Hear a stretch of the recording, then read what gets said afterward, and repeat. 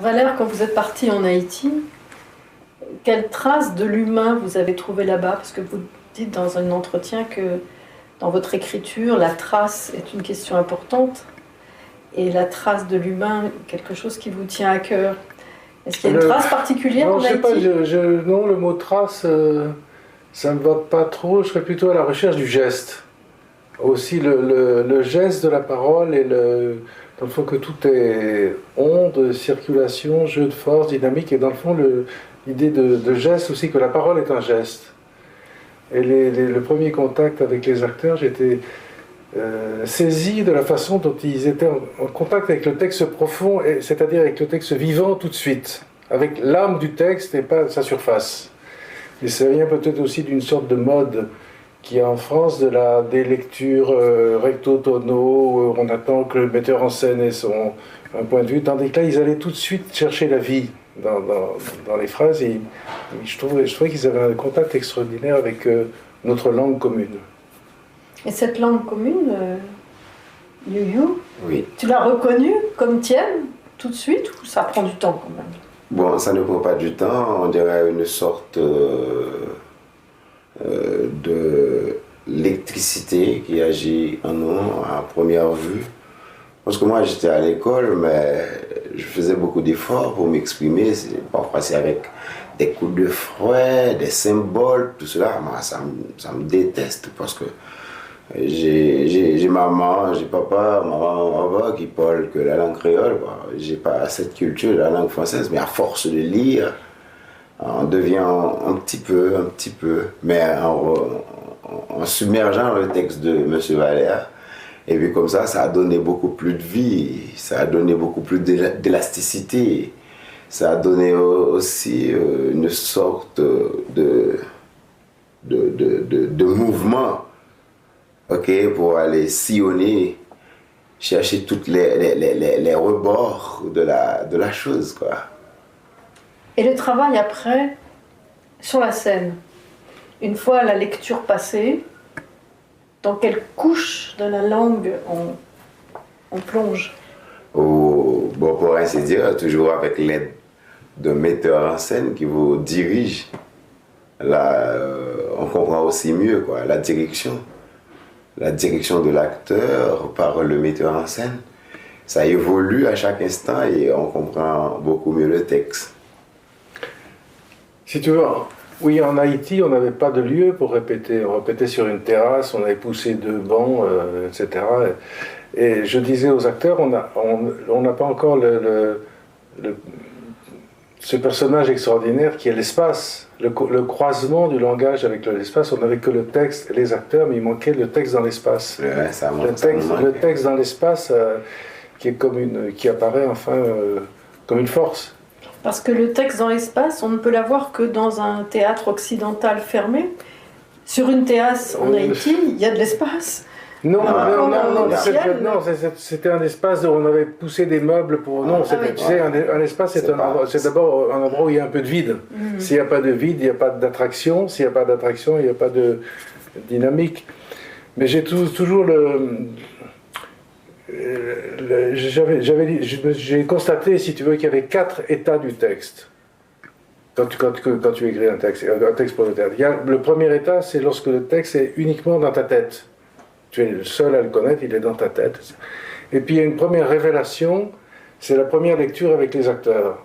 À la table, tout d'un coup, le texte apparaît, le même est complètement autre. Il y a la première variation, métamorphose du texte, la lecture. Ensuite, tu enlèves les tabourets et les chaises à table, les acteurs sont dans l'espace, tu entends tout autre. Le même autrement. C'était les 3 états du texte. J'avais écrit quelque chose là-dessus et je ne savais pas qu'il y avait un 4e état du texte. Et je l'ai appris à mes dépens, si tu veux, à nos dépens, lors de l'annulation du Festival d'Avignon 2003. Je crois qu'on devait jouer la scène au Cloître des Carmes et le jour même on devait jouer, le festival était annulé. Le camion est venu comme un corbillard, enlever les décors, enfin la chose n'a pas eu lieu. Et je me suis dit, le 4e état du texte, c'est lorsque des gens l'écoutent en face. Et là, tu l'entends aussi tout autre, à nouveau. Il y a une sorte de bain, des bains révélateurs successifs qui sont apportés au texte. Ils trempent dans ton seul cerveau, ils trempent dans les sons, puis il est dans l'espace, puis enfin c'est le regard que porte le public sur tout ça qui change aussi complètement ta perception. J'aime beaucoup l'idée de variation aussi. Je préfère le mot en allemand qu'en français, parce qu'en allemand c'est Veränderung. Ce serait comme autration, autrement, comme s'il y avait un verbe autrer en français. Le texte est autré par l'espace, il est autré il devient autre, le même est autre par le regard et l'écoute des spectateurs. Alors il y aura un nouvel état en Haïti quand il sera joué devant un public haïtien, puisque là, oui, ça c'est différence de culture et de réception. Oui.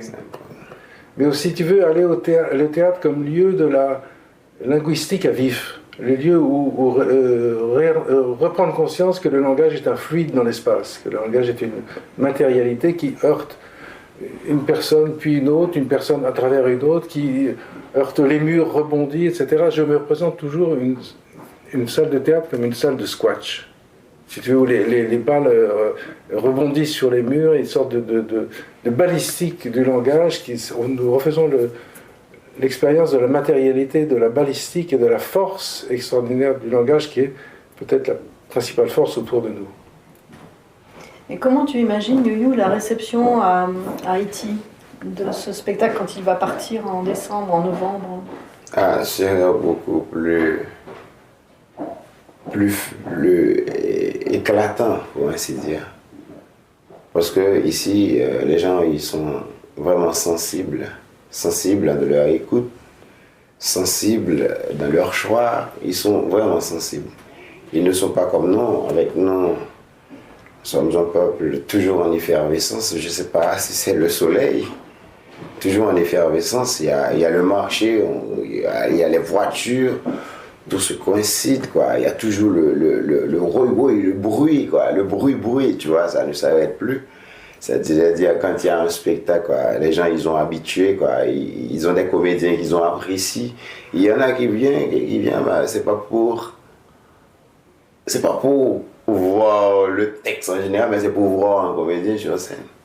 Il y en a qui viennent aussi, c'est juste parce qu'il est l'ami de l'auteur, il comprend, il aime se dire, quoi. Il vient pour l'auteur, juste pour voir l'auteur.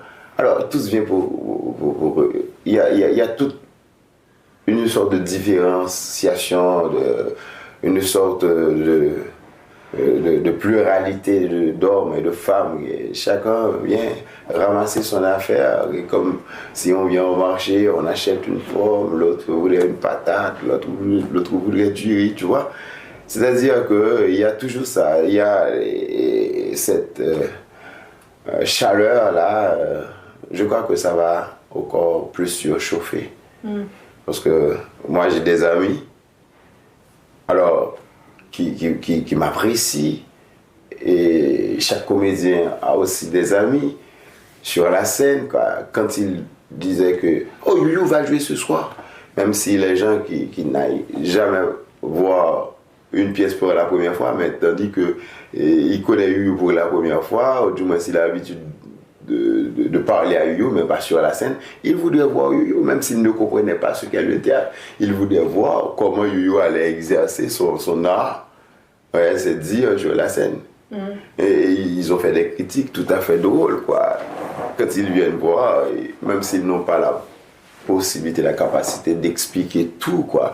Bien qu'on n'a pas besoin de l'habitude de tout comprendre, quoi. Mais ils sont venus et leur critique serait de dire que Youyou a plus bien joué que l'autre, ouais, ça cause parfois des jalousies, ou du moins Jean-Marc a mal joué, mais leur jeu, ce qui leur intéresse, c'est le rire, quoi. Il faut leur faire rire. Certains, il faut leur faire rire. S'ils ne rient plus, c'est que le théâtre n'est pas accessible. Il faut qu'ils retrouvent le rire. Il y a un acteur, c'est Jessifra, on nommé de Jessifra, de la Caraïbe Fiesta, on ne l'a pas invité, mais c'est le grand comédien haïtien, un humoriste, pour ainsi dire. Il nous fait rire tout le temps. Voilà, leurs mots, leurs gestes, leur façon de marcher, leur façon de s'habiller avec un gros manteau rose et puis avec des trucs comme ça, très chauffants, très éclatants, tu vois. Ça, il y a toute une forme de théâtre chez nous, quoi. oui, ça va choquer, ça va choquer, quoi. Et la première lecture, comme Valérie avait dit la première fois, c'est tout dans un état de rire. On dirait qu'il comprend tout, quoi. Et vous, qu'est-ce que vous allez ramasser, comme il dit, de cette expérience à Port-au-Prince? Parce qu'il dit, chacun vient ramasser ce qu'il veut au théâtre. Je ne sais pas encore. Je sais que ce séjour, ce double séjour en Haïti, ce travail avec eux a changé quelque chose, mais je ne sais pas quoi. Je sais que ça... Aussi, je vois le travail de l'acteur différemment. Par exemple, hier, je voyais Yo-Yo jouer et l'image m'est venue tout de suite que c'était un acteur de jazz. C'est-à-dire qui quitte le thème, qui le reprend, qui semble s'égarer, sortir du thème et qui en fait le reprend plus profondément. Il y avait tout un art de s'éloigner, de retrouver. Je ne connais pas trop le vocabulaire du jazz, mais ça m'a frappé beaucoup. Ou par exemple, aussi l'idée, par exemple, j'essaie de caractériser les acteurs parce qu'ils sont tous très singuliers. Oui. Les 6 acteurs qui sont là, aucun ne joue. Et il pose, il a une espèce de jeu de... Il est en dessous, d'ailleurs, je crois qu'il pose. Il s'appelle il pose parce qu'il pose quelque chose. C'est pas l'acteur qui s'extériorise, qui lance des choses à l'espace. Oui, c'est plutôt, il joue du retrait. Oui, il fait des choses plutôt en retrait, en contre-plongée, etc. Et il m'a fait penser à Roger Blin. Roger Blin qui disait des choses extraordinaires qui avaient l'air de rien, qui à première vue n'avaient l'air de rien, une espèce de philosophie d'en dessous, comme ça. Et c'est... Ce qui me frappe, et je sais que j'ai quand même, je peux rien dire d'Haïti ni des Haïtiens, mais j'ai découvert des singularités, des artistes extrêmement singuliers. Tout à l'heure, Sébastien Jean, You, il pose, et quelque chose comme l'élégance de la pensée, qu'on n'a plus trop en Europe. Il y a quelque chose de très commun qui se répand, tout le monde pense la même chose, par les médias, tout ça. Et là, ils ont vraiment, chacun a son point de vue et chacun a son style. Oui. Chacun a son style de langage, son style de jeu, chacun va loin dans son style. Et c'est par exemple aussi ce qui me frappait dans les gens, parce que en Savoie, il n'y a pas le créole savoyard, mais quand même, à la campagne, il y avait le franco-provençal, le patois, maintenant c'est à peu près fini. Et ce qui me frappait, c'est que chacun de ceux que j'allais voir et enregistrer parfois dans la montagne pour qu'ils me parlent en patois, ils avaient chacun leur style.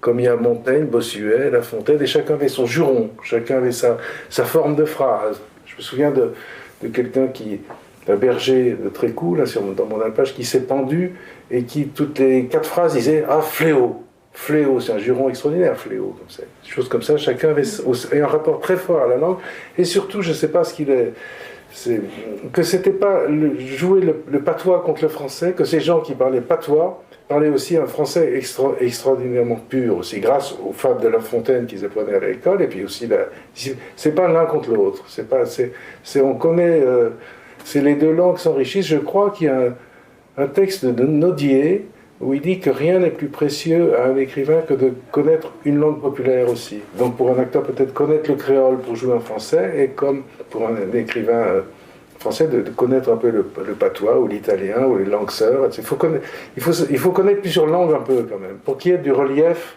pour pas idolâtrer les mots, pour voir que les mots sont toujours en mouvement, remplaçables, qu'il y a une espèce de jeu des mots avec le vide.